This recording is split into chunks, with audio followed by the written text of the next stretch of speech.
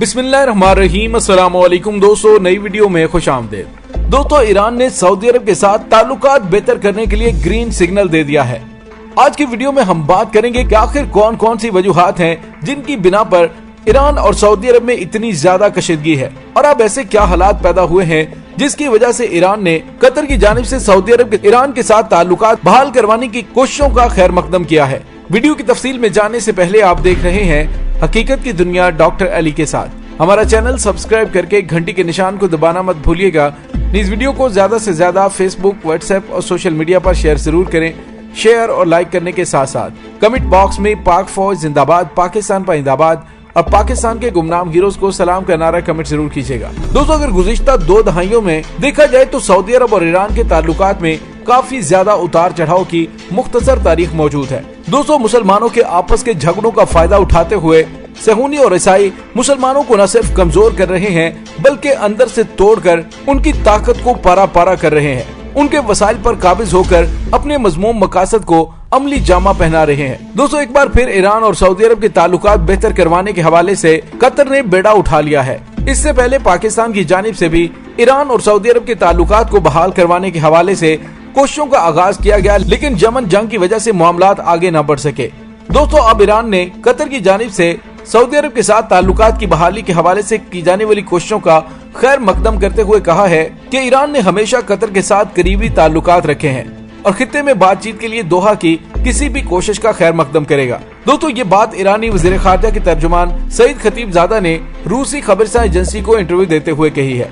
और दोस्तों, ये सफारतकार कतर और ईरान और खलीजी रियासतों के दरमियान सालिस बनने के इम्कानात के बारे में तबसरा करते हुए कह रहे थे कि रवां साल के अवाइल में दहशतगर्दी की हमायत के बारे में कतर के 3.5 साल लंबी समुद्री, हवाई और जमीनी नाकाबंदी के खात्मे के बाद दोहा ने खलीजी ममालिक से ईरान के साथ बातचीत करने का मुतालिबा किया है।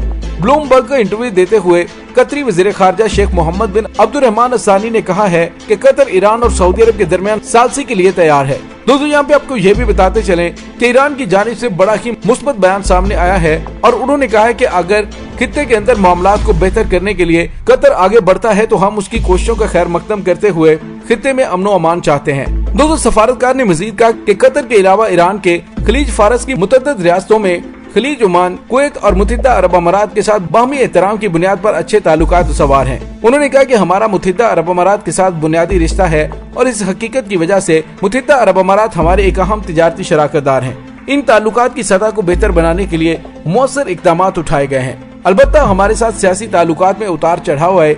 और इसके साथ ही दोस्तों, उन्होंने सऊदी अरब के साथ ताल्लुकात पर तबसरा करते हुए कहा कि आले सऊद की सोच बहुत मुख्तलिफ है। वो खित्ते के अंदर अमन अमान नहीं चाहते। इसी वजह से उन्होंने अपने गरीब तरीन पड़ोसी मुल्क यमन के खिलाफ जंग जारी रखी हुई है, दुश्मनी के रास्ते का इंतखाब किया था। और इसके अलावा उन्होंने कहा कि अपनी इन्हीं हठधर्मियों की वजह से उन्होंने कतर के खिलाफ 4 साल तक पाबंदियां लगाए रखी। इसके अलावा उन्होंने कहा कि अगर सऊदी अरब मामलात को बेहतर करना चाहता है तो शाम में दहशत गर्दों को असलहा फराहम करने की रविश को तर्क करे। दोस्तों, यहाँ पे एक बड़ा अहम सवाल पैदा होता है कि सऊदी अरब और ईरान के ताल्लुकात में इतनी ज्यादा कशीदगी क्यों पैदा हुई? क्या ये असरात फिरके की बुनियाद पर हैं या इसकी बुनियादें कुछ और हैं? तो दोस्तों, इस सवाल का जवाब इसलिए अहम है कि दुनिया इस्लाम के मुस्तकबिल की तस्वीर की झलक इससे देखी जा सकती है। कतर की वजारत खारजा के तर्जुमान लुलु अल खातिर ने एक बयान दिया जिसमें उन्होंने वाज़ेह अल्फाज में कहा कि ईरान और सऊदी अरब के दरमियान इख्तिलाफात की वजह फिरका वाराना मसाइल हरगिज नहीं है।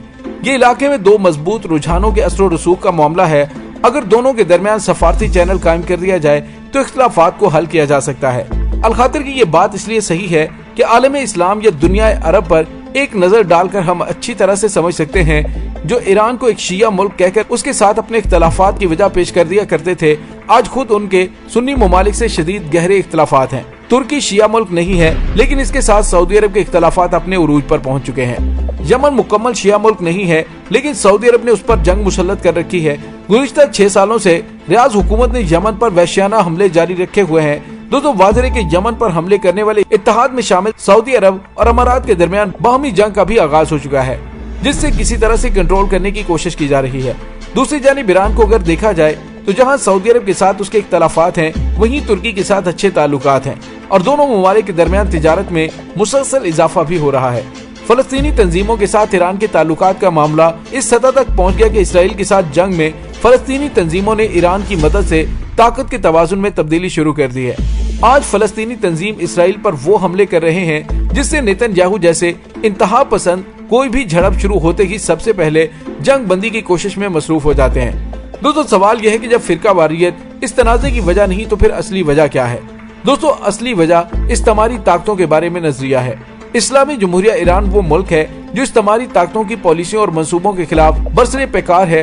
ये जंग अब इतनी आगे बढ़ चुकी है कि इस्तेमारी ताकतों के लिए मगरबी एशिया के इलाके में बाकी रहना मुश्किल हो रहा है और इलाके छोड़कर जाने की तैयारी में मसरूफ हैं, क्योंकि ईरान इस जंग में अकेला नहीं बल्कि इसी तरह का नजरिया रखने वाली मजीद ताकतें उभर कर सामने आई हैं।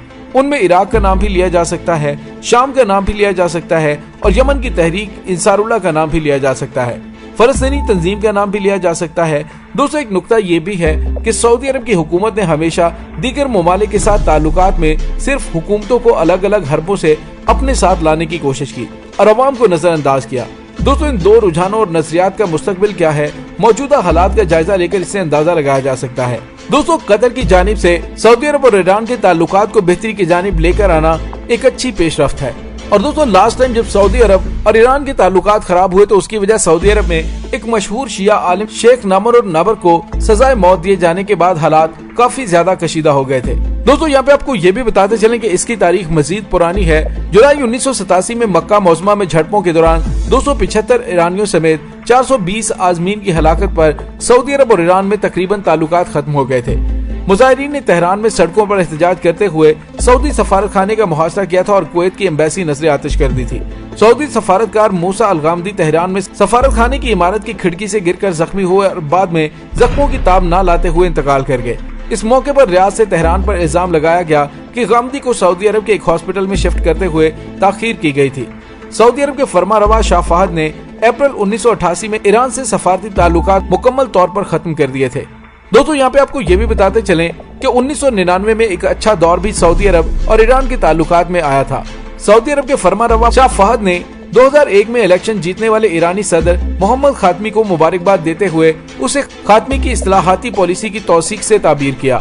खातमी ने 1997 में पहला इलेक्शन जीतने के बाद सऊदी अरब से मुफाहमत की कोशिशें की, जिससे 1979 में ईरानी इनकलाब के बाद तकरीबन 2 दहाइयों तक दोनों मुल्कों के दरमियान कशीदगी खत्म हुई थी। दोस्तों खातमी 1999 में इनकलाब के बाद सऊदी अरब का दौरा करने वाले पहले ईरानी सदर बने और दोनों मुल्कों ने अप्रैल 2001 में एक सिक्योरिटी मुआहदा भी किया। दोस्तों 2012 में प्रॉक्सी जंगों की वजह से दोनों ममालिक के ताल्लुकात मजीद कशीदा हो गए थे। 2012 में प्रॉक्सी जंगों के सिलसिले में सऊदी अरब ईरान के इत्तेहादी शामी सदर बशार अल असद की हुकूमत को गिराने की कोशिशें करने वाले बागियों का मददगार बन गया। रियाद ने बशार अल असद पर कत्लेआम और ईरान पर गासिब होने का इल्जाम लगाया। जवाब में तेहरान ने कहा कि सऊदी अरब दहशत गर्दों की पुष्पनाही करता है। मार्च 2015 में सऊदी अरब ने यमन में ईरान के इत्तेहादी हौसी बागियों को इक़्तिदार छीनने से बाज रखने के लिए फौजी कार्रवाई का आगाज किया, जो ताहाल जारी है। रियाद ने ईरान पर अपनी मलेशिया के जरिए यमन में बगावत करने का इल्जाम आयद किया और उस पर ईरान ने कहा कि सऊदी बमबारी से शहरी हलाकतें हो रही हैं। और दोस्तों पूरी दुनिया की आलमी एजेंसियों ने भी रिपोर्टिंग की है, सऊदी अरब की बमबारी की वजह से यमन में तारीख का सबसे शदीद तरीन इंसानी बहरान पैदा होने का खतरा है। दोस्तों इन तमाम हालातों वाक़यात को अगर देखा जाए तो यूँ लग रहा है कि जैसे ममालिक ने फैसला कर लिया है कि दुश्मनी में कुछ नहीं पड़ा हुआ, क्योंकि तमाम ममालिक असलहे से लैस हैं और असलहे का इस्तेमाल इंसानियत की बर्बादी के सिवा कुछ भी नहीं है। दोस्तों अब देखना ये बाकी है कि आने वाले दिनों में कि ये ताल्लुकात कितनी बेहतरी की जानिब जाते हैं और सऊदी अरब की जानिब से कितनी मुस्बत पेशरफ्त की जाती है। इसके साथ ही डॉक्टर अली को इजाजत दीजिए, इंशाल्लाह बहुत जल्द मिलते हैं एक नई वीडियो में। तब तक के लिए अपना बहुत सारा ख्याल रखिएगा। पाक फौज जिंदाबाद, पाकिस्तान पाइंदाबाद, पाकिस्तान के गुमनाम हीरोज को सलाम, अल्लाह वारिस।